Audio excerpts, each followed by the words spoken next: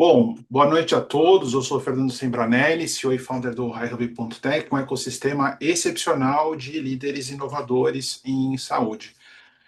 Hoje aqui a gente está no primeiro encontro da nossa comunidade de legislação e inovação em saúde, né, que reúne excepcionais profissionais, advogados, né, que atuam com legislação na área da saúde, que atuam com inovação. E esse já não é um primeiro, não é esse é um debate muito relevante que a gente vai fazer hoje, dado o momento que a gente está vivendo, que é a regulação, né? Na verdade, não é só o cenário dos cartões de desconto, que é uma realidade, mas uma perspectiva de, num curto período de tempo, você começar a ter aí uma regulação, de fato, dos cartões de desconto, de assinatura de saúde, de entender o que é esse movimento, e por pressões externas, esse movimento vai ser, essa regulação vai passar, né, vai ser proposta pela ANS. Recentemente a gente teve o nascimento da ANEMBAPS, a associação aí né, das empresas de atenção primária, secundária, para começar, para fazer trazer uma voz, trazer um associativismo e uma estrutura para esse debate que é tão importante, né? Em termos macros, a gente está falando de estimas que cartões de desconto ou cartões de acesso à saúde já são mais, eles abrangem, né, tem mais de 60 milhões de brasileiros como clientes, que é um número superior a 53 milhões de vidas que a gente tem na saúde suplementar, com um crescimento exponencial nos últimos anos. Então é algo realmente relevante. Eu agradeço aqui a presença de cada um de vocês.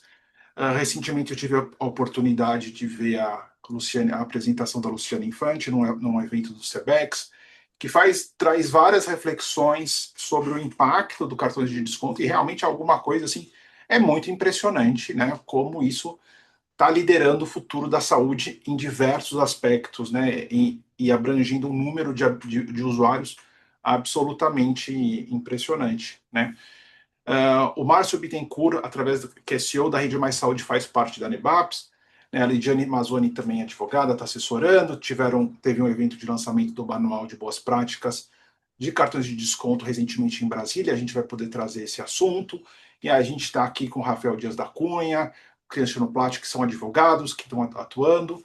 Né? E a Melissa Cândido, representando a Anaxia Digital, também, que é uma empresa que tem cartões de desconto, assim como o Marcelo Kitsuda, da saúde da gente, outra empresa que também tem forte presença nessa área, né, através do grupo LAC 44 aí. Eu só vou fazer uma breve apresentação. O Health Novas, nós atuamos como um ecossistema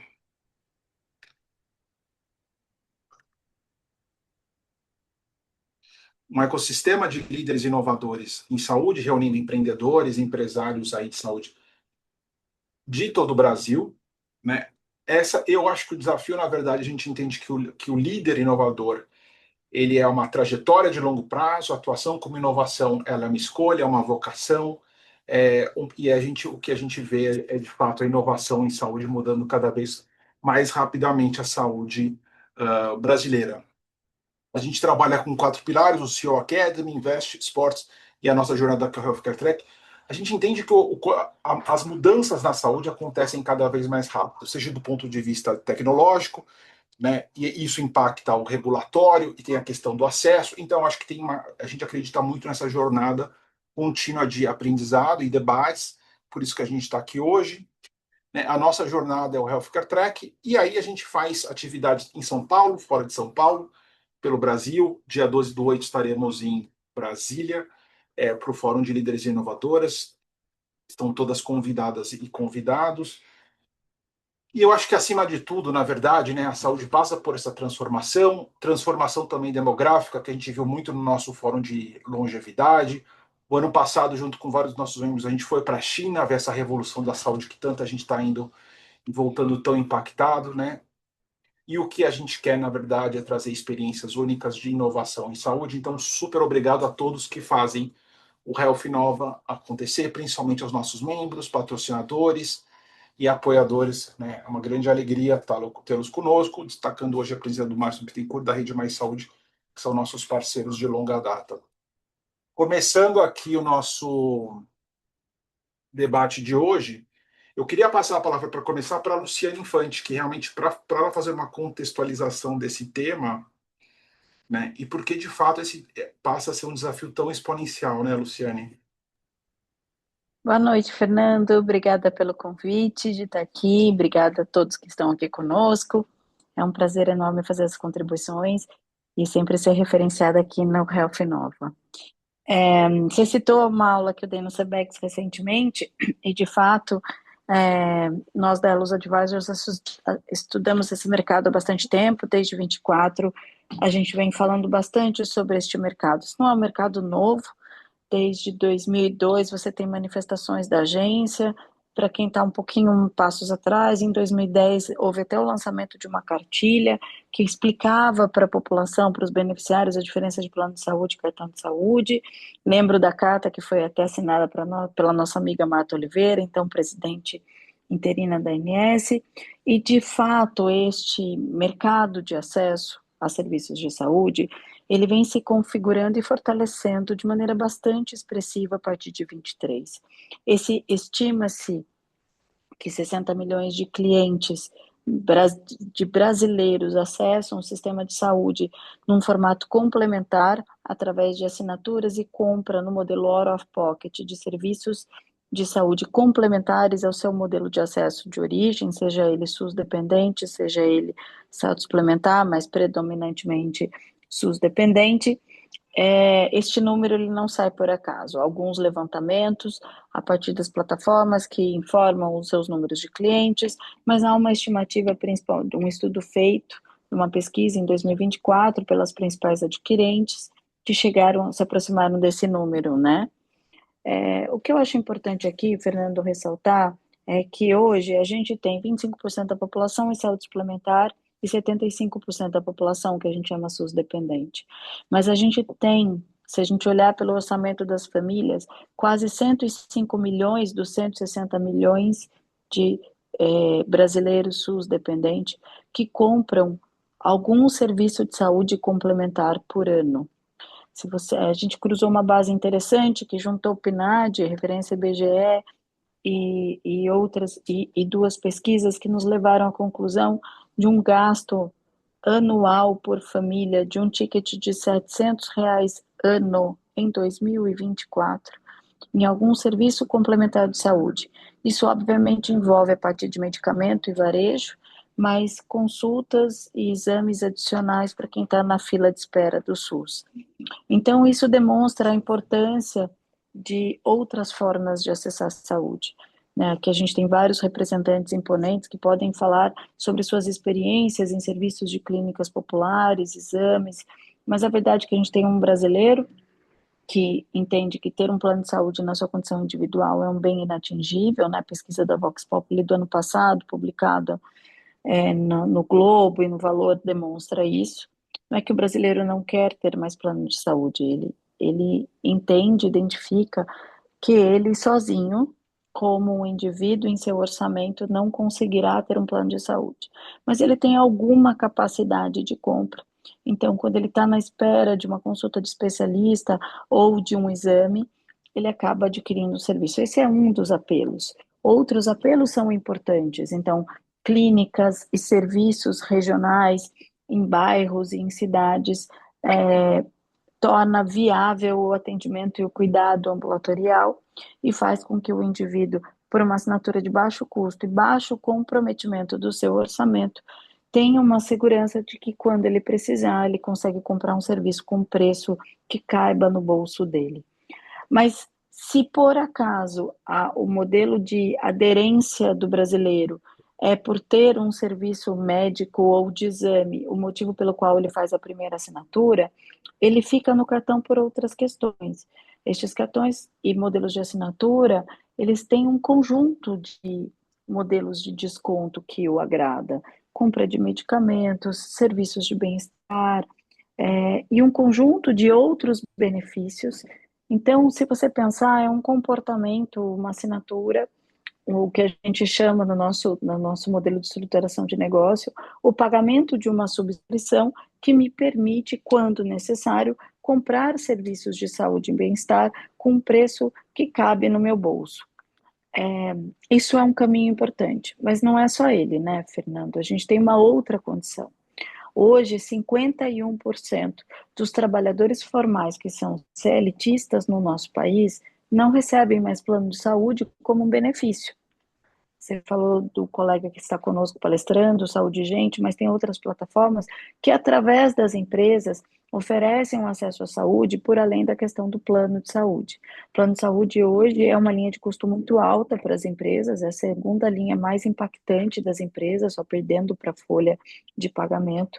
E alguns, principalmente alguns setores, como serviços, e aí vamos falar de bares, restaurantes, os primeiros empregadores, e também outras áreas de outros segmentos, por exemplo, supermercados e atacadistas, hoje já tem uma dificuldade imensa de oferecer plano de saúde. O maior empregador do Brasil, e isso é um dado público, a JBS, que tem 168 mil empregados no Brasil, só a área de proteína, somente 44 mil de seus funcionários têm plano de saúde no modelo adesão. Este empregador não tem, ou dentro da sua regra, a capacidade de entrega de um plano de saúde. Mas isso não significa que as empresas e os empregadores não têm interesse de oferecer um acesso diferencial. Vamos lembrar que o acesso ambulatorial, a consultas, exames, tanto do trabalhador quanto de alguém da sua família, é um motivo bastante importante de absenteísmo. Então, a gente tem pessoas que não têm plano de saúde, mas que buscam uma alternativa de serviços complementares daquilo que cabe no bolso dela e não compromete o orçamento familiar. Este é um grupo bastante importante.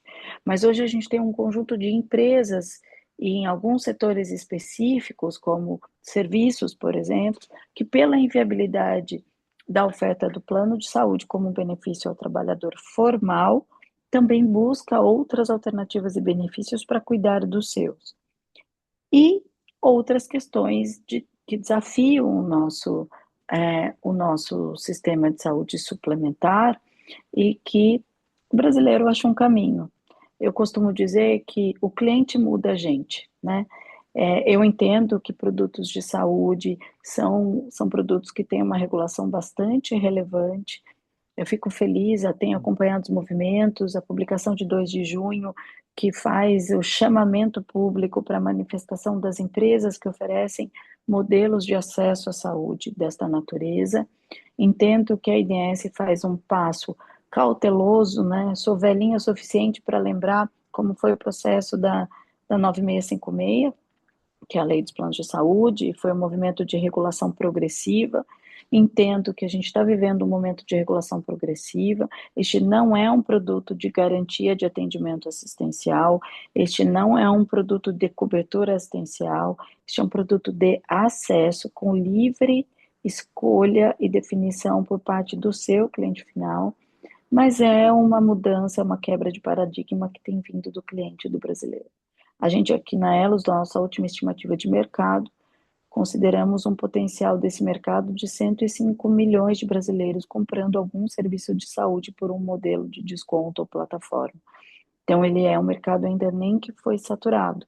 Acho que tem uma grande oportunidade e nos cabe aqui uma discussão transparente e uma contribuição, não de redução de acesso, mas de transparência e garantia de direito dos brasileiros como consumidor de escolher o seu formato de acesso também. Você conhece bem minha posição. Quero ficar aqui à disposição de vocês para discussão. Tem alguns números aqui para complementar, se você achar que for pertinente. Interessante. Teve um gráfico que você mostrou na aula do CBEX que mostra quão disseminado é esse modelo de cartões, assim, desde Big Techs, né, de entregadores, de Uber 99, e isso eu falei, assim, isso talvez mostre um pouco dessa força desse modelo, né, como de fato, e está muito ligado às plataformas com tecnologia, quer dizer, pode ser um aplicativo, pode ser, mas é extremamente disseminado, né?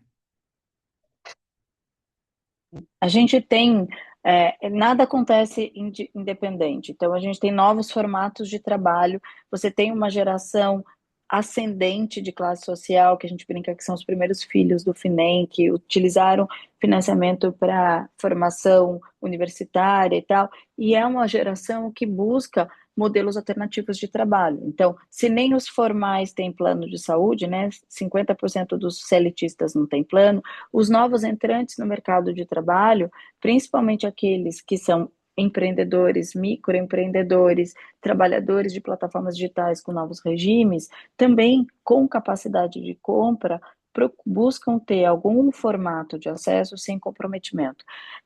O canal de distribuição é muito potente, né, Fernando? Esse movimento, ele foi muito associado a diferentes canais de distribuição, desde bancos digitais, estruturas de varejo, bandeiras de cartão de... Então, a gente tem N formatos, né? Quem usa o metrô e aqui na cidade de São Paulo utiliza a Top Saúde, por exemplo, ela oferece um produto, os Correios. Então, a gente tem muitos canais que penetram e oferecem modelos de assinatura por trás. Então, os grandes operadores de cartão. Nem todos os cartões que a gente vê circulante ou formatos de acesso, de fato, são os operadores. Você tem por trás uma inteligência de plataforma tecnológica, de um modelo de elegibilidade de acesso, um modelo de voucher e tudo mais.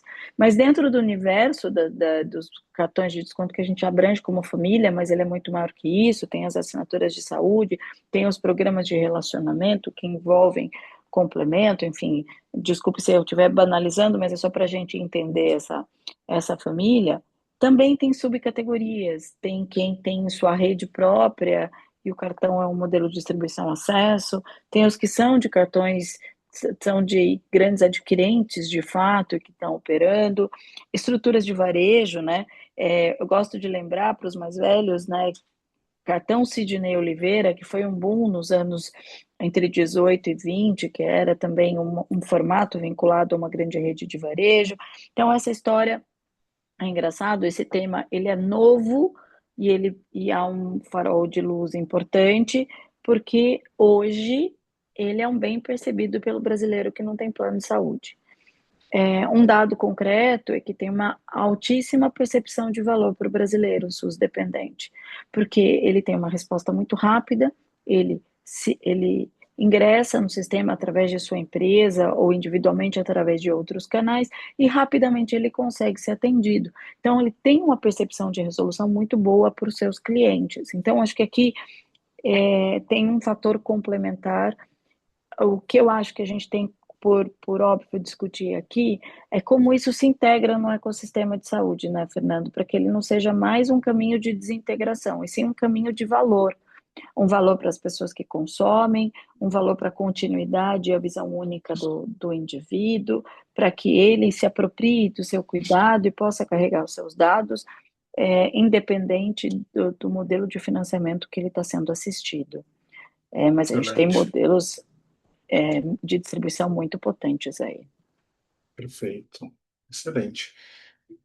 Obrigado, Luciana. Gostei muito das contribuições. Lidiane, você poderia trazer um pouco da sua visão, da sua experiência também, né, na regulação desse tema? No Fernando, processo, né? Não tá no processo. bem, boa noite a todos, boa noite aos meus colegas de mesa aqui. Obrigada, Fernando, pelo convite. Bem, aqui em SPLO, a gente tem apoiado associações e tem apoiado alguns clientes que são empresas de cartões de desconto, acompanhando nesse momento delicado, né? Porque a gente tem um momento de transição, a necessidade de regulação por conta de uma decisão do STJ, né? Foi uma determinação do STJ obrigando a ANS a regular, que ainda está em andamento de processo, mas a gente já começa aí uma posição até bastante favorável do presidente Wadi, que tem uma posição de conciliação, de entender, fazer um grupo de trabalho para entender como funciona o setor. Então, essa já é uma visão assim bastante positiva, essa vontade da ANS de contribuir, de chamar o mercado, de entender como que funciona o mercado antes de regular. Qual que é uma vantagem que a gente pode pensar na regulação? Até alguns colegas de empresas de cartões falam bastante claramente isso. Se a gente pensar em um ponto positivo, já que a regulação vai chegar, né, de alguma intensidade diferente, é pensar que a gente vai conseguir profissionalizar e entender quais são as empresas, né? Porque a Inés, ela aponta alguns riscos, Fernando, que a gente acaba não experimentando na atividade diária acompanhando essas empresas. Existe um risco que foi superado, que era a orientação do consumidor quanto à diferença dos produtos, né? Que a Luciane colocou muito bem isso na fala dela, que a gente não tem um produto com risco, né? Aqui, o que o cartão vai disponibilizar é um acesso. Então, quando a gente quer explicar uma coisa de uma forma bastante simples, né? A gente faz uma comparação, então a gente compara com um Sam's Club, um clube de compras, alguma coisa nesse sentido, para que as pessoas entendam como ele funciona. Então, você não tem uma garantia de continuidade porque você tem um atendimento pontual particular, tá? Com os benefícios do cartão. Mas eu acho que o ponto mais importante aqui, eu até depois queria saber se esse é o entendimento de todos, por que o cartão fez tanto sucesso aqui no mercado, né? A minha visão é que não adianta ser só barato, tá? Se ele fosse só barato e não entregasse resultado, não faria sucesso entre os usuários. Então, assim, eu acho que esse ponto é bastante importante. A gente tem baixíssimo nível de reclamação dos cartões de saúde, em qualquer modalidade. Então, a gente acessa todas as informações, consumidor.gov, Procon. A reclamação é baixíssima. O relacionamento com o consumidor é claro, direto e muito transparente. Tá? Então, isso gera uma baixa reclamação e uma compreensão de um produto simplificado. Tá? Qual que é o meu receio em relação a isso? Por ser um produto simplificado, quando a gente passa por regulação, a tendência é que ele não seja tão simplificado. Então, a Inés vai ter que entender essa sutileza do mercado para não inviabilizar esse produto. Tá?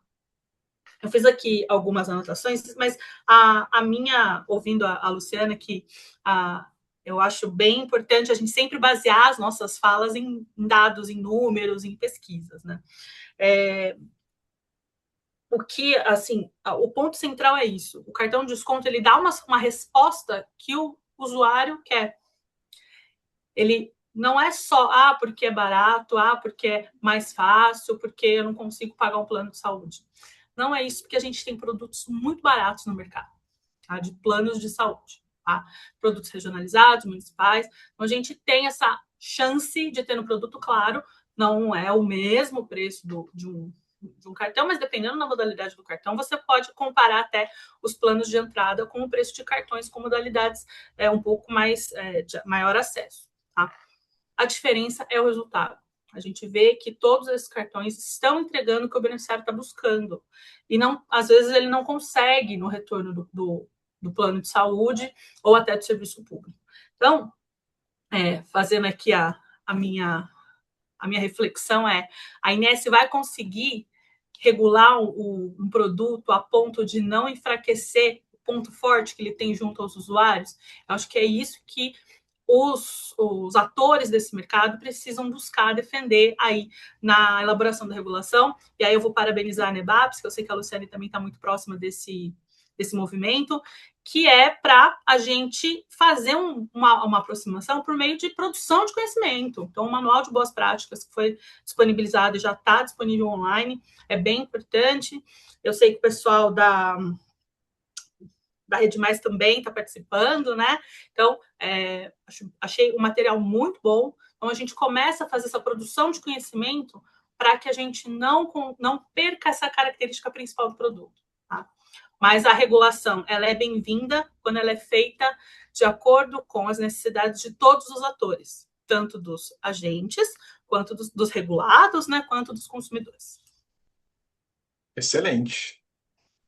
Excelentes colocações e ponderações. Acho que essa questão do desafio dessa regulação, de manter essa qualidade e agilidade, é bem relevante. Márcio Bittencourt, né, eu queria que você colocasse a sua visão, apresentasse a Rede Mais Saúde para quem ainda não conhece, a importância, né, como que o cartão ele serve não só como uma estratégia de serve como uma estratégia de acesso, de fidelização, quer dizer, qual que é a visão sobre o cartão e a perspectiva, né, dessa questão da regulação, os desafios, e visão de futuro. Então, obrigado aí, Fê, mais uma vez pela oportunidade. Sou o CEO aqui da Rede Mais Saúde, fundador também. A gente vem há 13 anos já no mercado. Somos uma das maiores redes aqui do norte e nordeste do Brasil. Realizamos cerca de 120 mil atendimentos por mês, com 350 médicos e quase 300 colaboradores. Faz 2 anos que nós colocamos o cartão como uma forma também de nosso cliente ter um custo previsível, né, das consultas dele aqui, ter um valor menor, gerar mais acesso. Nossas consultas já são baratas, né? Então a gente, imagina, nossa consulta, o valor normal é R$ 90 e com o cartão fica 29. Então,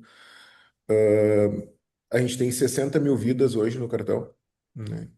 E até hoje, para nós, se a gente calcular do ponto de vista do que o nosso cliente consumiria normalmente aqui na clínica, né? Não gosto de usar essa palavra sinistralidade, porque é de plano, dá quase o zero a zero, né?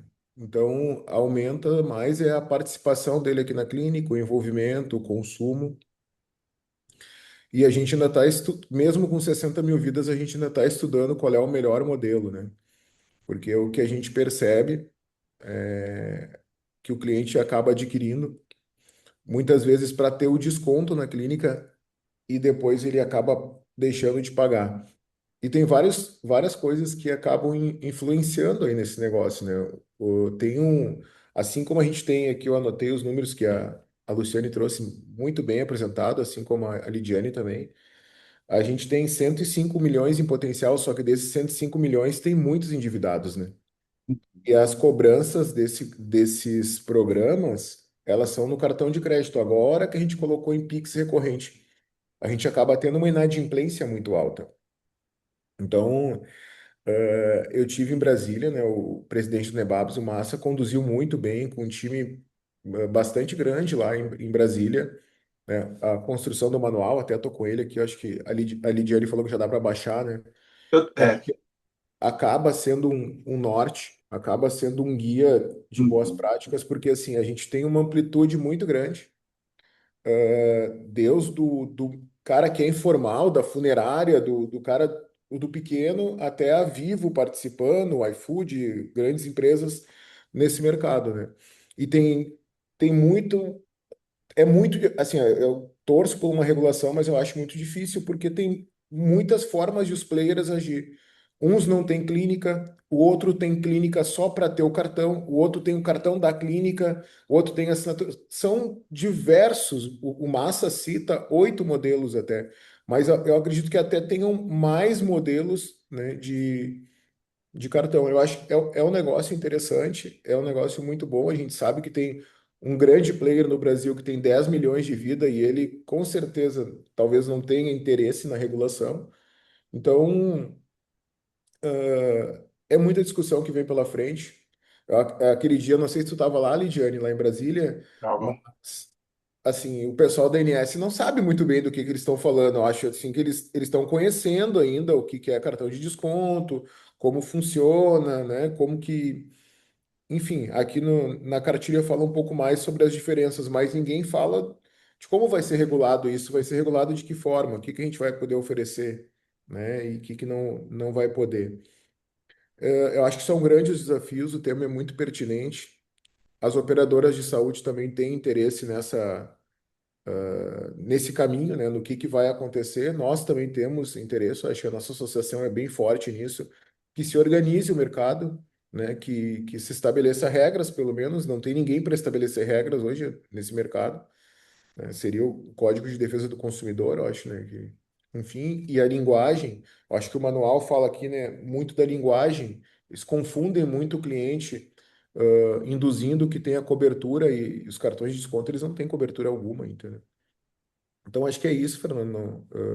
Excelente, Para nós é bom, excelente. gera mais acesso, mas como eu te disse, ainda para nossa empresa não é uma fonte de receita isso. É uma É, fonte de ganhos secundários. A gente tem a diminuição do CAC, aumento do LTV, entre outras coisas, porque a gente reduz bastante o valor para o paciente que tem o cartão, né?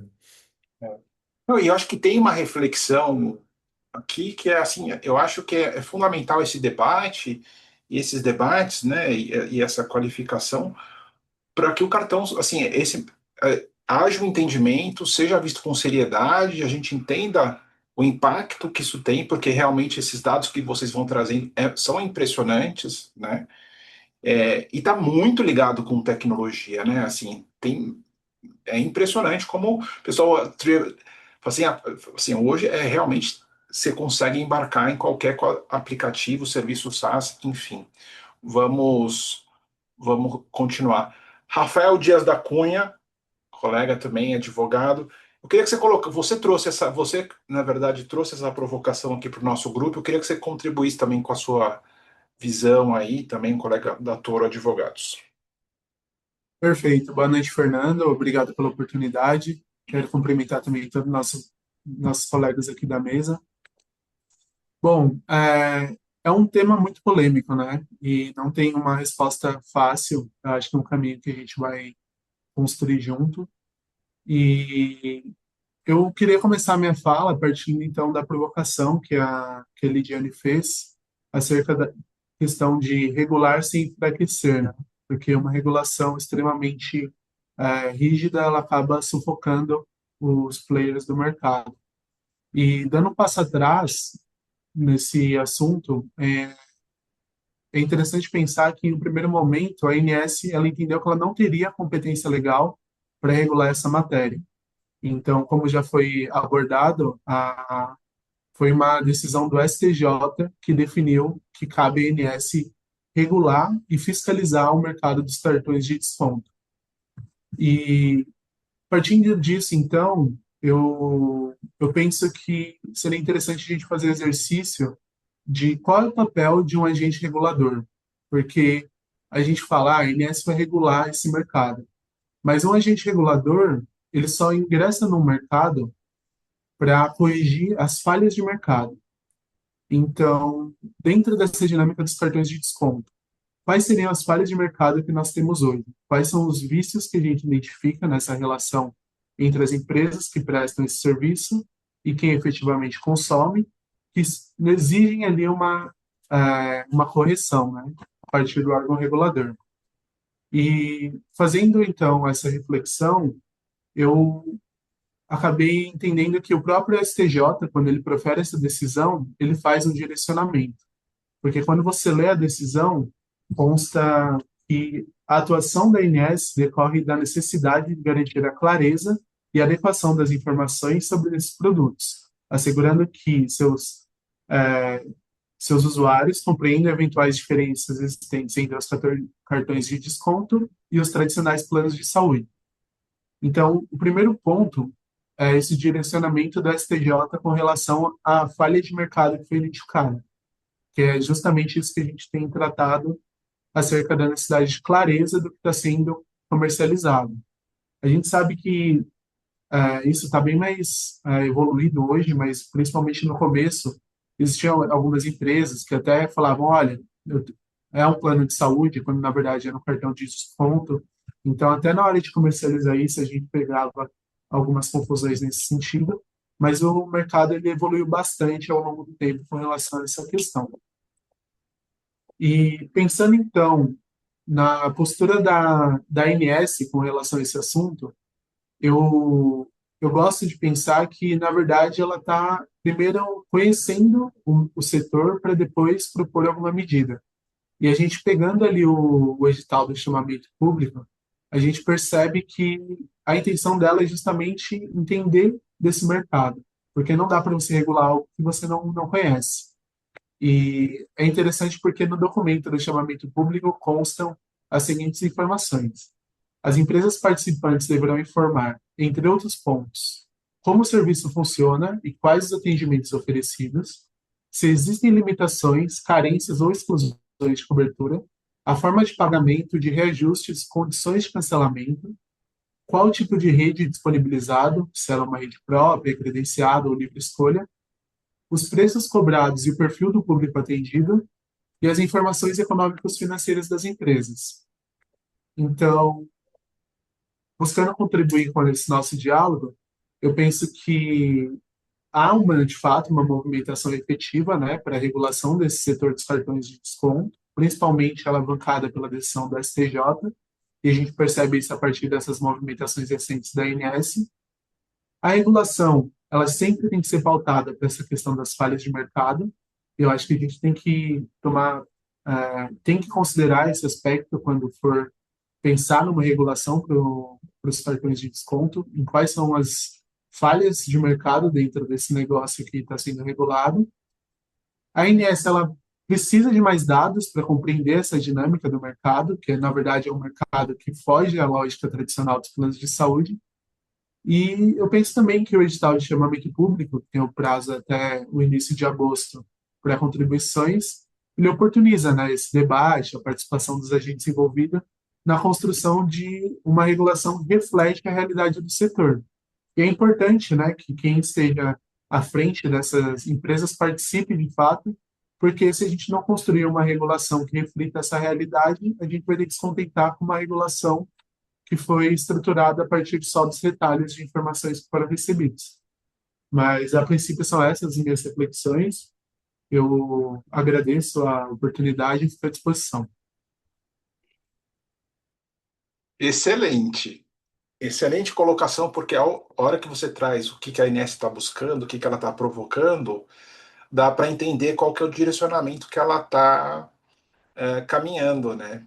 Então isso realmente já traz uma reflexão bastante importante, assim. Obrigado.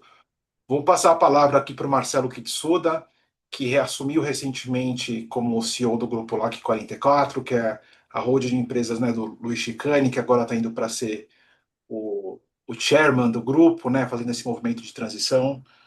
O grupo tem um braço de corretora, que bem Corp, que é uma das líderes de mercado, Saúde da Gente, que é saúde,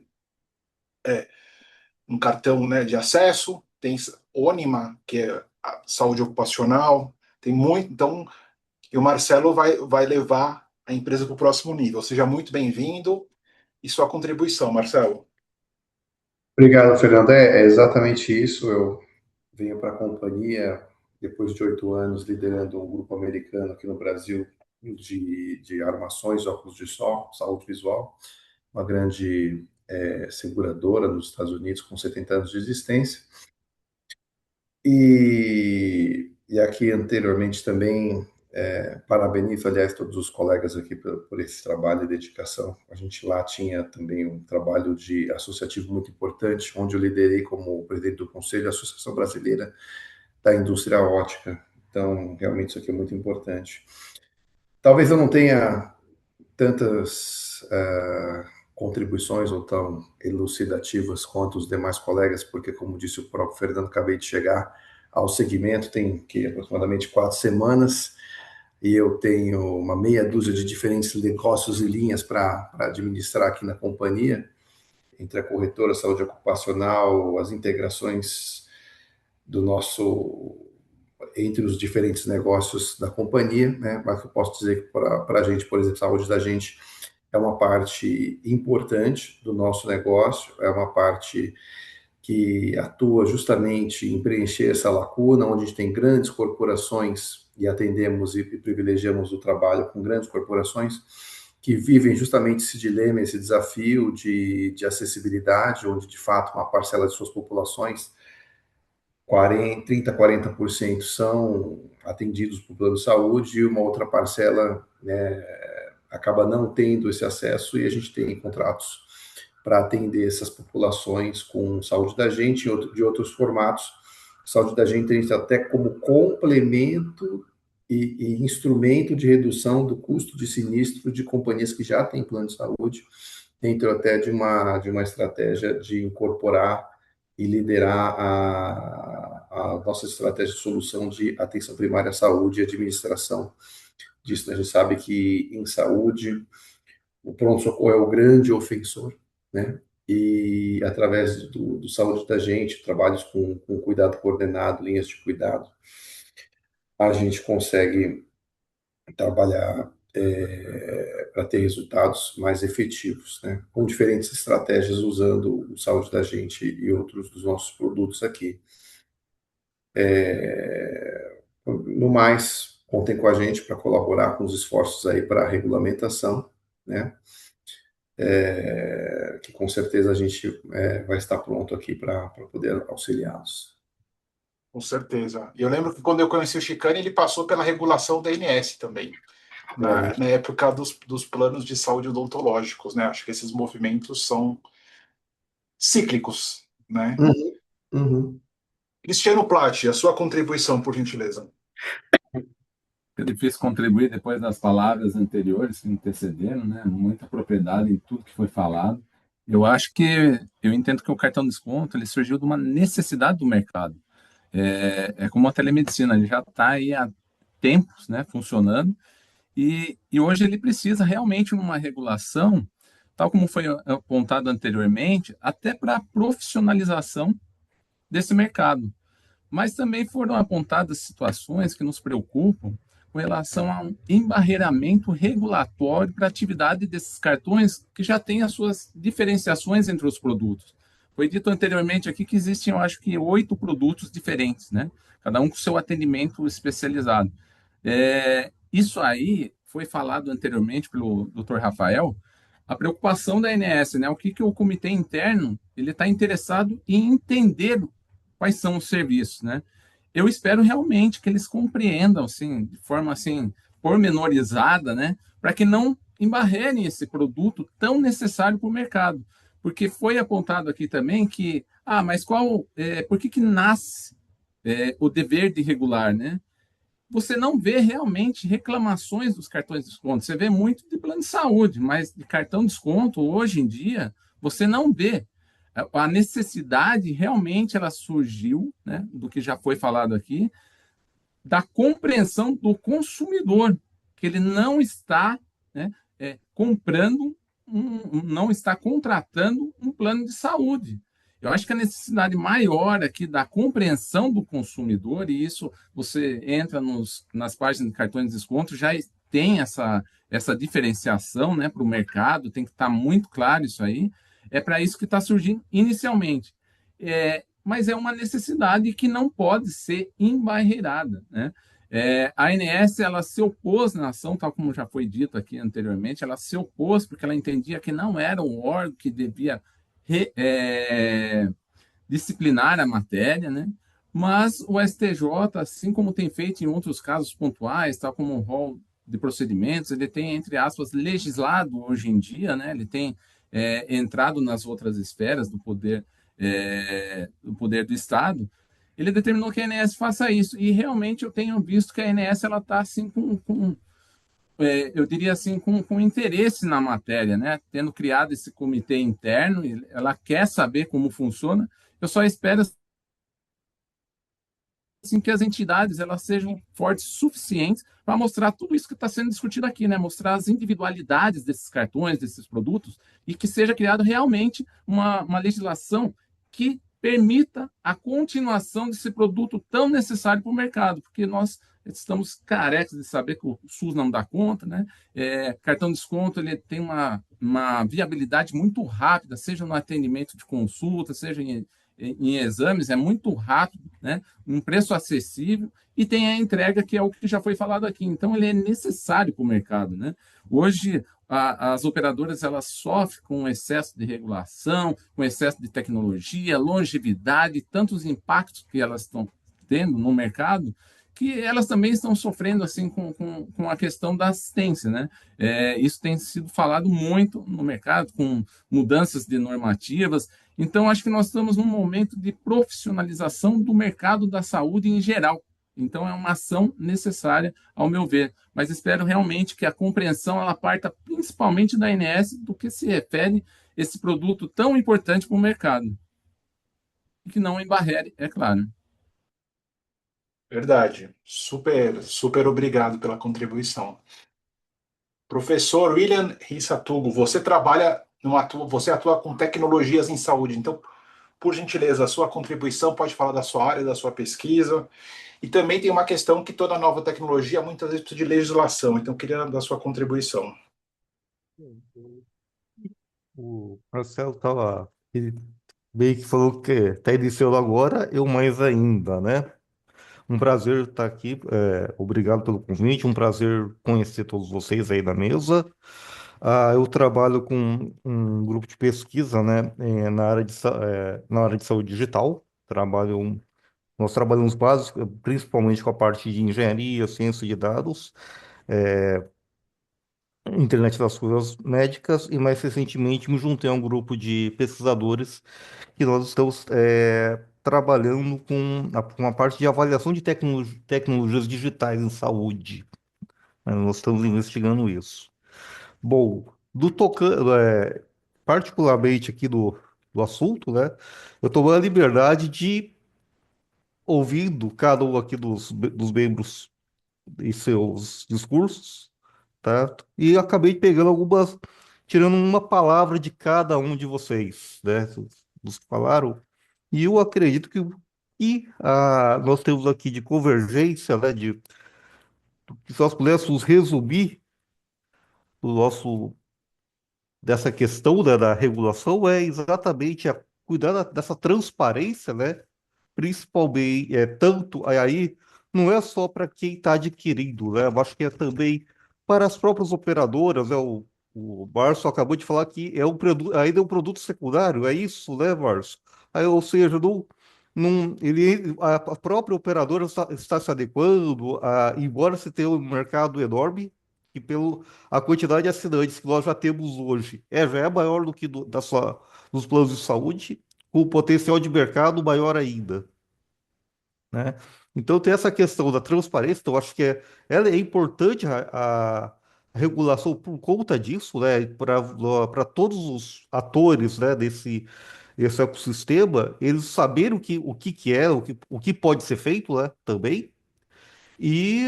Eu acho que é uma grande, um ponto fundamental também que foi colocado aí pelo Cristiano é a parte de nós não engessarmos o modelo e tornar isso inviável. Porque se você tem um produto, né? Vou chamar de produto aqui, que você consegue atender, eu acho que pelo menos eu acho que é interesse de todos nós aqui, seja como atores da área da saúde ou como cidadãos, você vê o serviço de saúde, o acesso à saúde de forma mais ampliada, né? Ser ampliado. E da mesma maneira, você tem uma regulação que se preocupa com a transparência, mas também não pode inviabilizar. Então, isso eu puxando um pouquinho, voltando para a minha área, né, de avaliação de tecnologias digitais em saúde, é, como nós podemos avaliar, né, e trazendo isso e passo pela regulação, como nós podemos avaliar essas tecnologias de tal maneira que a gente não comece daqui a pouco a brecar o desenvolvimento, né, colocar tanto entrave que você não consegue, mas nós temos diretrizes, né, de como as operadoras, as pessoas podem ter um produto de qualidade, né? Então, uma das minhas preocupações, né, desse meu tema é sempre, vocês apresentaram aqui uma cartilha já de boas práticas, então eu acredito que como é mais eu acho que a regulação ela tem que ser mais um guia, exatamente para não inviabilizar, ser transparente, né? E foi legal esse convite aí que o Fernando me fez aqui de participar, porque eu tive a oportunidade primeiro de que tive que aprofundar um pouco mais sobre o assunto, né? E a oportunidade também de conversar, ouvir vocês aqui, tá? Muito obrigado aí, ô Fernando e demais. Obrigado. Obrigado pela contribuição, William. Excelente tê-lo conosco. Luciane, no seu estudo, você vê claramente essa questão de diferentes modelos, desde cartão de acesso, porque para mim é claro, cartão de acesso, cartão de desconto, aí tem assinatura, é claro esse ecossistema que está se formando em torno do acesso à saúde nessas modalidades? Sim, Fernando, acho que bem posto aqui, né, e eu converso bastante com massa. Isso aconteceu também quando houve o processo de regulamentação dos planos de saúde, né? Hoje a gente tem 5 configurações formais de operadoras de saúde, né, para quem atua nesse mercado, que é um mercado que eu estudo há muitos anos. Então, você tem seguradoras, medicinas de grupo, filantrópicos, autogestão, você tem categorias de modelos de oferta de planos de saúde. Os cartões de desconto, eles também têm um comportamento e um posicionamento interessante, né? Eu me lembro, eu acho que foi o Márcio o que comentou, né, da fala do Massa.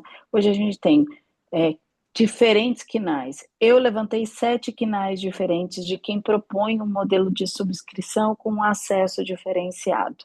E aí a discussão do KINAI, eu gosto de usar como boa consultora o KINAI, porque como essas empresas estão registradas, então você tem plataformas tecnológicas, você tem gerenciadoras de rede, vocês têm estruturas associativas vinculadas a sindicatos e outros grupos associativos, enfim, diferentes formatos que oferecem o mesmo produto. Mas todos têm uma coisa em comum que os une.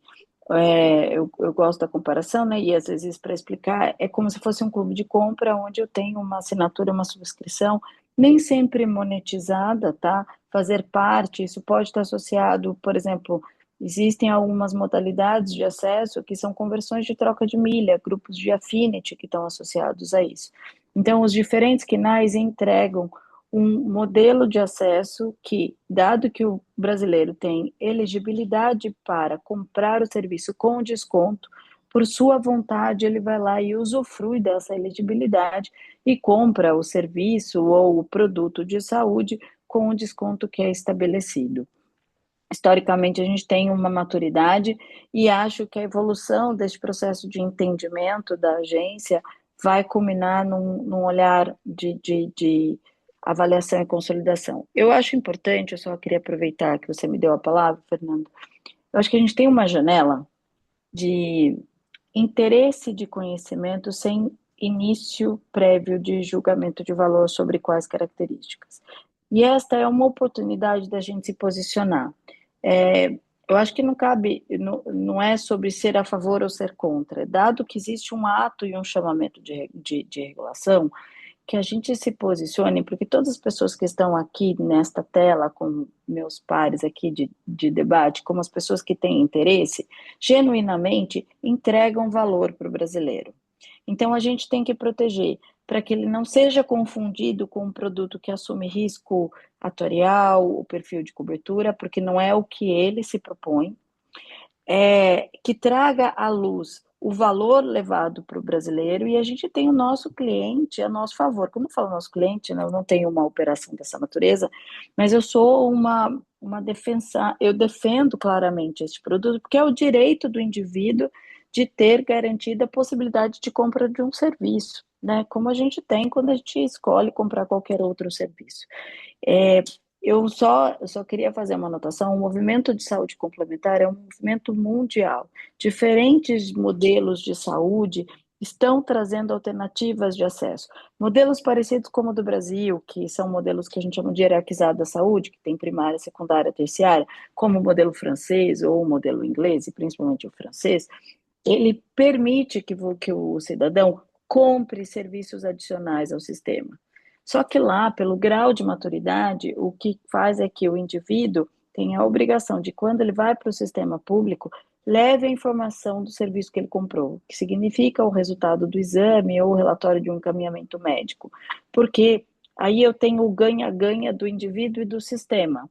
Por quê? Porque este indivíduo que ambulatorialmente compra um exame complementar, uma consulta, se ele precisa voltar ao Sistema Único de Saúde, se ele tem um laudo de tomografia, ele volta ao sistema e apresenta isso, e ele, inclusive, reduz o custo do sistema público. Então, acho que se a gente tiver que pensar em discussões, é primeiro legitimar a autonomia do cidadão de comprar um serviço particular dentro das suas condições de consumo, e preferencialmente que este serviço, e principalmente os dados que são padronizados, principalmente resultados de exames, possam ser disponibilizados e usados a favor para o Sistema Único de Saúde ou para o próprio sistema complementar, ou suplementar, perdão, para que a gente tenha eficiência e não desperdício no sistema. A gente vive um Sistema Único de Saúde super escasso.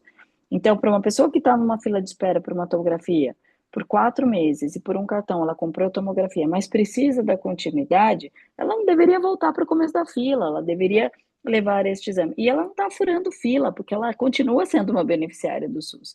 Então, eu acho que eu tenho preocupações legítimas de não confundir este produto com um produto de garantia de atendimento e garantia assistencial, porque o modelo de precificação não carrega risco atuarial, uma série de características que o define como um modelo de acesso e não um modelo de atendimento assistencial, primeiro ponto. E segundo, que a médio prazo este reconhecimento de mercado faça valer todos aqueles que de fato estão gerando valor para o brasileiro e que isso se integre com o sistema de saúde, independente do modelo de financiamento.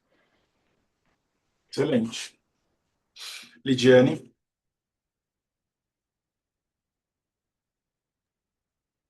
Só ouvindo a Luciane, eu me lembrei que esses debates também começaram, porque a gente vê que tem sido muito difícil aumentar o volume de beneficiários de planos de saúde, né? E as operadoras também têm interesse no desenvolvimento desse produto, né? Então, assim, quando eu penso em cartões de acesso, eu também penso em acesso a coberturas extra-rol, porque hoje a gente tem o rol delimitado pela regulamentação e os beneficiários têm interesse nesses produtos que não estão no rol. Então, eu penso que esses cartões de acesso para essas empresas que fornecem esses produtos poderiam atuar junto, dentro dessa integração das atividades que a Luciane menciona, não só com o setor público, mas também oferecendo esse produto como uma cobertura extra-rol, ou até uma cobertura extra-rol, até coberturas diferenciadas, olha, um tratamento estético que o plano de saúde efetivamente não cobre.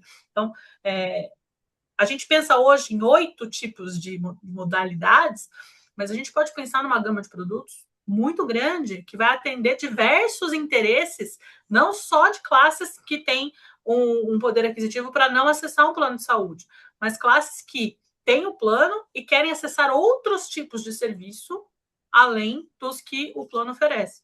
Eu acho que isso é bastante importante, porque quando a gente pensa na restrição que a lei traz da operadora de plano de saúde para oferecer produtos, quando a gente olha para um cartão de saúde de acesso, ela não vai ter, ela vai ter uma possibilidade maior, tá? Então, esse é um outro ponto muito importante que a gente tem que tomar cuidado com a regulamentação. E aqui mais 2 pontos que eu queria trazer das falas dos colegas, que o Márcio falou, a Inés realmente não sabe muito bem, porque ela mesma se negou a regular. Ela entende que não é plano de saúde, não é mesmo, e a gente não tem nem o que questionar isso, em que pese a decisão da STJ, ela não fala isso, ela não fala que é um plano de saúde, ela fala que a Inés tem que regular. São coisas totalmente diferentes uma da outra, né? Seria um novo produto aí na Inés. Agora, por não saber, Márcio, eu entendo que esse chamamento ele tem que ser respondido com muita cautela. Porque na descrição de atividades, eu tenho muito receio de a ANS começar a entender essa questão da rede de uma forma distorcida, como se fosse uma rede de operadora. Então, assim, eu tenho muito, muito receio nesse atendimento de chamamento sem esses cuidados, considerando que a ANS realmente não entende muito do mercado. Então, na hora de fazer essa resposta, ter essa cautela, tá? Então, assim, quando eu ouvi você falar, eu falei assim, então, realmente eles... Né? E não é assim, eles não têm preparo, eles têm um preparo muito grande, o corpo técnico da ANS é incrível, eles são muito dedicados, a gente sabe que eles são muito sobrecarregados, e também esse é um dos motivos pelo qual a ANS lá em 2010 se posicionou contrária à regulação, mas a gente também tem que, do lado das empresas que estão nesse produto, entender que essa é a realidade. Se eles não entendem, vamos responder com cautela, não vamos nos negar a participar, eu acho extremamente importante, mas entendendo que, quando a gente fizer essa resposta, quem vai ler não entende do mercado que a gente está atuando, entendeu? Eu achei muito pertinentes essas colocações, porque quando o Rafael Dias colocou, né, o que o chamamento provoca, ele provoca exatamente formas de pagamento, reajuste, informações econômico-financeiras, então talvez uma avaliação muito semelhante como é que você avaliaria um plano de saúde, né, rede, e aí eu acho que tem que realmente ter certamente entender até dar um passo para trás e falar assim, como é que você avalia um plano desse de acesso, né? O que seria, na verdade, o suficiente? Eu acho que ter um contrato claro é suficiente, mas avaliar da mesma forma, eu acho que vai ser um desafio, né? Fernando, eu concordo, eu acho que é um desafio, tá? Não sei nem se foi para mim a pergunta, mas eu só queria complementar que, assim, a gente tem atividades que a Inés entende que são exclusivas de operadoras. Então, quando a gente faz, até uma cautela que a gente faz no desenho de produtos para corretoras, no desenho de produtos para administradoras, para gestoras de saúde. Então, assim, é um mercado regulado, a parte de planos de saúde. Então, a Inés, ela entende muito do mercado que ela está. Então, talvez a gente tenha esse vício no olhar.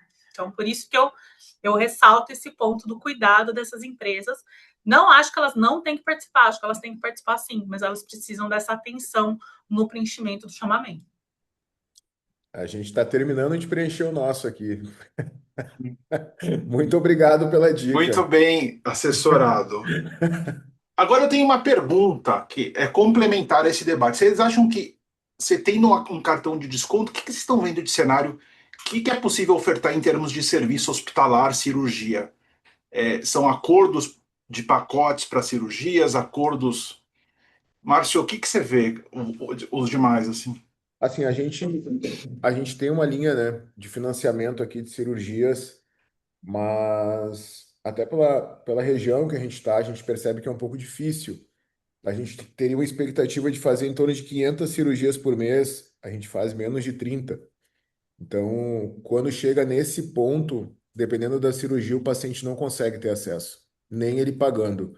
As cirurgias até, a gente tem uma régua aqui, até R$ 8.000, a família consegue daqui e dali. Acima disso, fica muito difícil.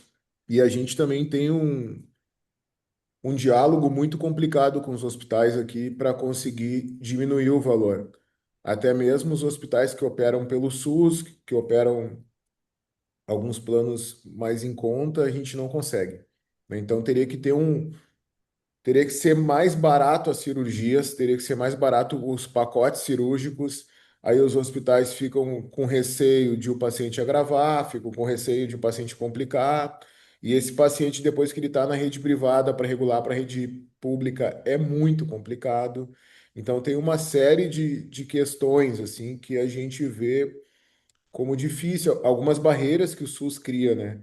Às vezes a gente conseguiu algumas parcerias aqui para o diagnóstico do câncer, que o nosso paciente consegue dar entrada, né, direto, mas mais facilitado no único hospital de câncer aqui do estado.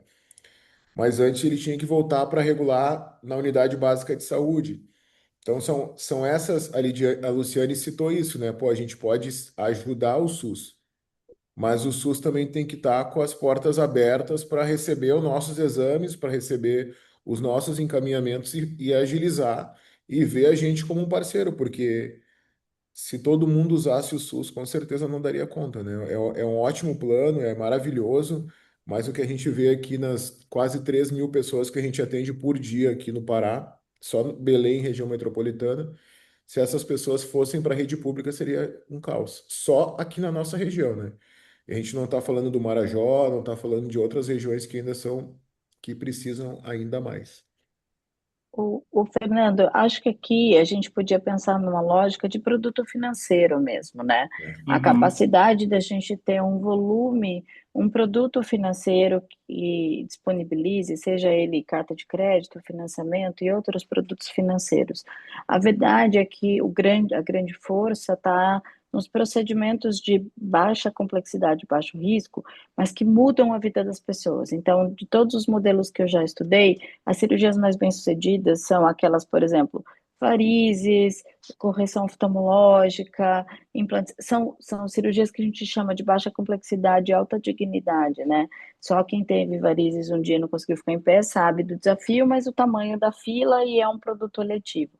Então, eu vejo a busca de uma inteligência de um modelo de acesso a procedimentos eletivos com produtos financeiros.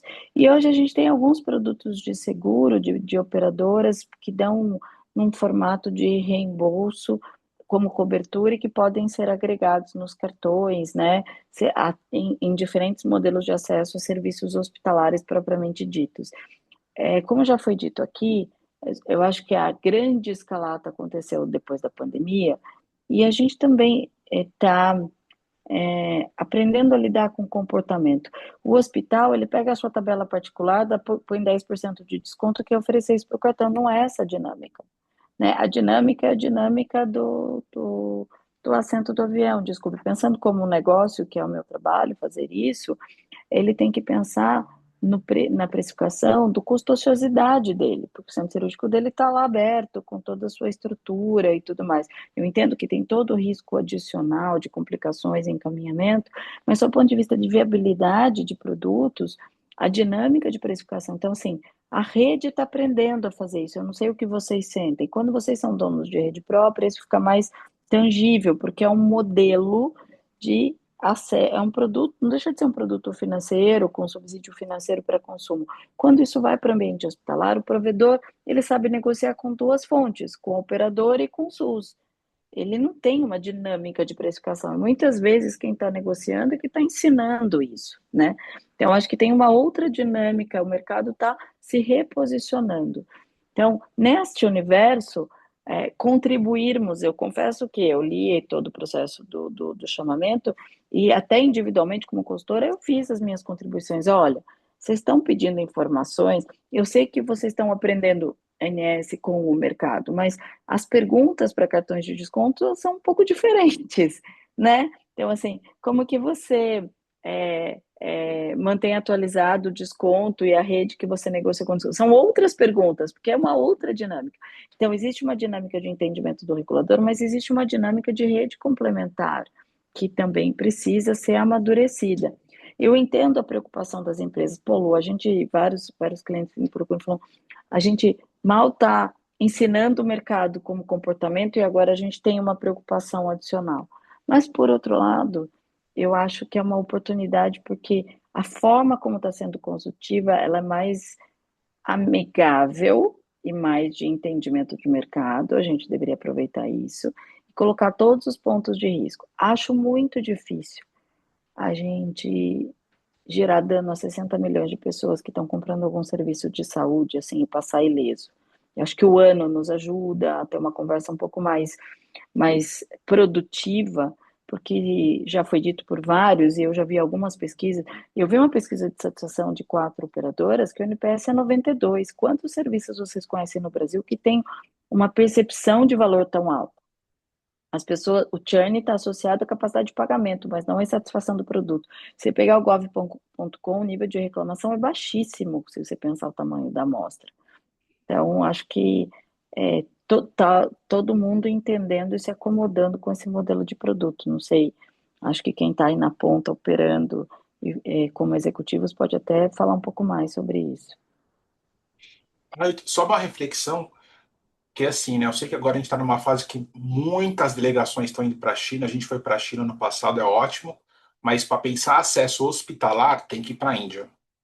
Na Índia, eu vi, assim, eu fui para alguns hospitais, eu visitei alguns hospitais famosos, como Narayana e Rudayala. Lá eles cortam tudo que não é essencial, assim, para de fato o pessoal pagar out of pocket acesso hospitalar em cirurgia, assim, é uma coisa, é um benchmark, assim, único, global. Muito bom. Lidiane? Tô falante, né, Fernando? Pode me cortar, tá bom? Não, pode falar. É que eu ouvindo a Luciane, eu tive aqui uma coisa que eu... E aí, puxando para o lado da advogada, né? Eu gostei muito da fala, a gente tem que olhar como um negócio, achei isso incrível.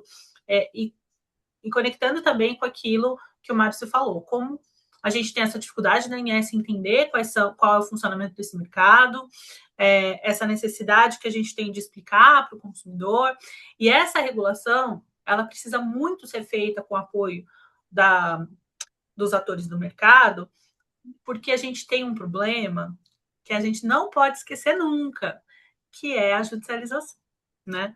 Então, assim, a gente hoje tem um índice de reclamação baixíssimo, a judicialização do tema é diminuta, contudo, eu penso que com regulamentação, talvez chame atenção para a judicialização. Então, assim, e isso tem que estar muito bem desenhado, qual é o tipo de produto, qual o risco, qual o modelo, como que é atendido, para que não haja uma judicialização, como foi feita com o plano de saúde, em que a atuação no momento da criação da regulamentação das operadoras foi de aversão à regulação.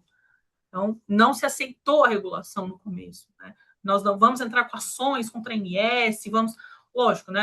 Todo mundo aí vai ter um motivo de questionamento, mas eu acredito que essa posição desses atores, apoiando uma criação da melhor regulação possível para o mercado, ouvindo todos os interessados, é importante para a gente conseguir criar uma cultura de como funciona o produto, qual a finalidade que ele tem, qual o público, qual o objetivo, quais são os diferenciais importantes para prevenir, uma aspa gigante, essa possível interpretação do judiciário. Tá? É aquele antigo que a gente fala, Fernando, de combinar com os russos, né? Então, assim, bem importante, eu acho que essas respostas, essa contribuição e continuar essa conversa com o regulador. Não, perfeito, super. Esse é o momento, né? Acho que temos que estar ali. Cristiano, sua palavra final, vamos já caminhando para o encerramento, mas acho que essa conversa vai continuar com certeza, né? Que esse debate só termina quando a regulação estiver posta. Primeiro, eu queria te agradecer, Fernando, por essa possibilidade de estar aqui entre amigos, conversando sobre um tema tão importante. Eu acho que a Luciana Infante saiu, mas ela deixou aqui grandes reflexões, né, com relação à autonomia aí do consumidor de poder contratar, né, ter a facilidade de contratar um cartão de desconto, isso aí é muito importante e tem que ser levado em conta. Eu traria também a autonomia do próprio empresário, né, de escolher quais os produtos ele vai colocar na prateleira, porque nós podemos chamar de produto sim, né, que é o atendimento, se é exame, se... Eu entendo que a questão do hospital colocar é muito complicado, eu acho que nós não estamos preparados para isso, apesar de eu já ter visto situações assim de seguradora junto com o cartão de desconto, mas aí a Lidiane ela trouxe uma questão muito importante, que é a judicialização. Isso aí com certeza vai sofrer uma judicialização se envolver a questão aí de hospitais, ao meu ver, tá? Porque vai chamar atenção, são valores maiores, quanto maior o valor, maior o bem envolvido. Então, eu vejo que aí nós abrimos um leque de discussão maior, né? Mas não é disso que nós estamos falando aqui, nós estamos falando de pequenos produtos, né? De exames, de consultas, que é eu diria, uma atividade complementar, até mesmo um plano de saúde. É interessante para o próprio plano de saúde, é interessante para o próprio SUS. Então, nós estamos falando que está agregando um serviço no mercado que é necessário, né? Sim. Porque se hoje o consumidor não tem esse fácil acesso, não tem essa entrega boa que está sendo feita no mercado. Só eu acho que não, eu concordo, não, Cristiano. Eu só acho que assim a gente teve talvez um aspecto que a gente não mencionou, quer dizer, que no final do dia, né, o cartão de acesso, cartão de desconto, assinatura, quer dizer, ele é um reflexo, claro, economicamente da assinatura da economia da recorrência, né? Eu acho que a gente tem muito claro.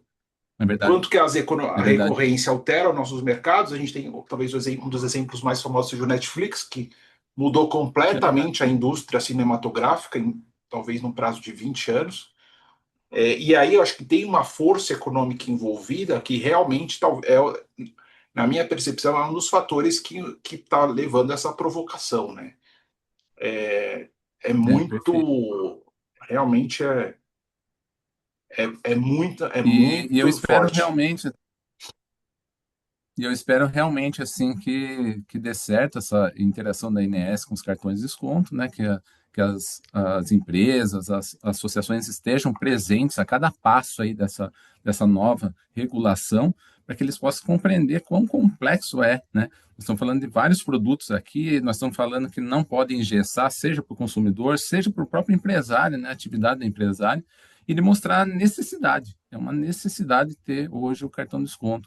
E com isso encerro minha fala, agradeço a oportunidade e só trago a questão que a Luciana Infante trouxe aqui, que ela destacou, eu anotei aqui, cartão de desconto não é garantia de atendimento assistencial. Isso eu achei muito interessante, tem que ficar muito claro. É um desconto num atendimento, um desconto numa consulta, um desconto num, num exame, mas não é que está tendo a garantia, né, daquele atendimento. O cartão de desconto não está dando a garantia daquele atendimento, que é uma das questões que está sendo levantada pela própria ANS nesse comitê interno, quando ela fala de informações econômicas financeiras dessas empresas, como é a forma dessa associação, dessa sociedade. Então, ele já está entrando nessa questão econômica e financeira, que tem que tomar muito cuidado, porque a Luciana ela fez um apontamento essencial para mim, que não é uma garantia de atendimento assistencial. Então, isso tem que ficar muito claro, principalmente para a ANS. Encerro minha fala aqui e agradeço a oportunidade. Boa. Rafael, por gentileza. Eu quero agradecer novamente a oportunidade, a participação nesse debate foi muito enriquecedora. Pude aprender com a experiência de cada um. A gente tem um grupo aqui diverso, né? Então essas perspectivas constroem. E eu partilho do entendimento dos colegas acerca da preocupação de judicialização. Também acho que tem um aspecto que tem que ser pensado acerca da fiscalização, porque a decisão do STJ estabelece que cabe à ANS fiscalizar os cartões de desconto. Então, hoje a gente vive no cenário dos planos de saúde a questão das NIPs, das reclamações e tudo mais, e tem que ser pensado como seria essa dinâmica dentro da lógica dos cartões de E o desconto. A custo, gente né? sabe, exato, porque hoje as multas na ANS elas têm valores altíssimos, né? Então a gente tem que pensar em como toda essa estrutura vai ser refeita a partir da lógica da regulação, mas é bom quando a gente participa desses debates que saem com mais perguntas do que respostas, né? E eu concordo, partilho do entendimento do Cristiano de que a gente tem que participar, né? A cada passo que for dado, tem que acompanhar, contribuir, debater e construir esse caminho juntos. Mas agradecer a oportunidade É, e é isso. Muito obrigado. é isso aí. Marcelo, muito obrigado por estar conosco pela primeira vez. Em breve nos encontraremos presencialmente. Obrigado a todos aí pelas suas contribuições, agradecendo de novo pela possibilidade de participar com vocês. Espero estar novamente aí contribuindo com o grupo. Obrigado, gente. Obrigado. Ó, depois espero que o Saúde da gente também contribua aí nesse chamamento público, viu? Que é um belo desafio. Márcio? Tamo junto. Só agradecer, né, a oportunidade de a gente estar debatendo isso, é de grande interesse para a gente. Hoje veio grandes debatedores aqui e muito obrigado, Fernando, por sempre trazer esses pontos que estão em grande discussão no cenário nacional aí. Muito obrigado. Obrigado, querido. William? Também só agradecer também o convite, né? E esperamos que saia dessa regulação algo realmente bom para todos, né? E que se tiver alguma coisa que não saia de acordo, eu acho que tenha-se a capacidade de ir aparando as arestas, né? É, Assim como a LGPD ela sempre precisa de aparar as sim, arestas, se sim. necessário que seja feita aparar as arestas, né? É. E eu peço para vocês, que são os advogados, né, que proponham novos temas para novos debates do nosso grupo de legislação. Eu vou interagir com o Massa, com a Lidiane, para a gente também trazer um debate para discutir especificamente o manual de boas práticas. Eu vou falar com o Massa, então, acho que, né, com vocês, que eu acho que vale a pena a gente dar uma aprofundada. Lidiane? Bem, é sempre bom compartilhar ideias, eu acho essencial a gente ouvir outros pontos de vista, ouvir a perspectiva dos colegas, compartilhar conhecimento. Então, assim, Fernando, seu ambiente aqui é muito propício para esse tipo de questão. Gostei muito de ter também representantes do setor de tecnologia, acho que é brilhante essa inclusão dessa expertise dentro do tema. Então, parabéns, Fernando, obrigada a todos, estou à disposição, se quiserem continuar o debate, quiserem tirar outras dúvidas e entender, assim, me ajudar a entender também um pouquinho do mercado, estou à disposição sempre. Obrigada, viu? Boa noite. Obrigado. Eu agradeço também ao Maurício Aparecido Lopes, a Maria Silva, Marcelo Neto, o Luiz Henrique Alves Honório, que é advogado, William Suzuki, que é pastor, Também o Luiz De Luca, que esteve aqui com a gente. Vamos fazer só a nossa foto final aqui. Sorriam. Gente, super obrigado. Ótima noite para todos vocês. Bom descanso.